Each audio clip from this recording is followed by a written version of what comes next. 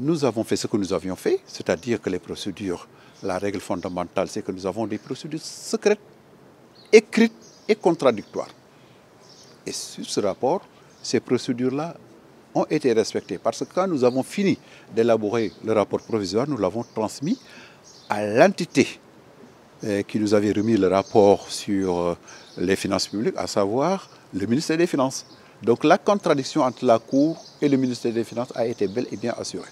Maintenant, l'autre contradiction entre le ministère des Finances et les autres autorités épinglées ou entités épinglées, cela ne relève pas de notre ressort.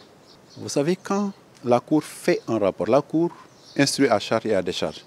Quand il y a un rapport, il peut y avoir des faits qui relèvent de la Chambre de discipline financière, à savoir les fautes de gestion, tout comme il peut y avoir des faits susceptibles de relever du pénal.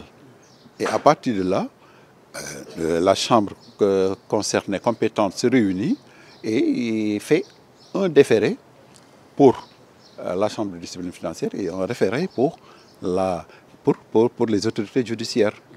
C'est comme cela. Maintenant, le financier ne tient pas le pénal en l'état, tout comme le pénal ne tient pas le financier en l'état.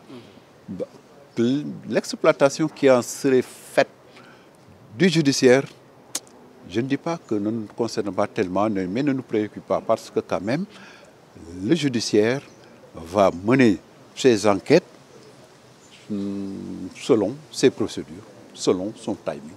Tout comme au niveau de la Chambre de discipline financière aussi, nous allons mener nos instructions et réserver une certaine suite au dossier. Mais tout ce que je puis vous dire, c'est qu'aussi bien pour les poursuites pénales que pour les poursuites financières, les dossiers sont déjà envoyés au procureur général de la Cour des comptes, qui ne manquera pas de saisir la Chambre de discipline financière et aussi au ministre de la Justice pour ce qui est susceptible de relever du pénal.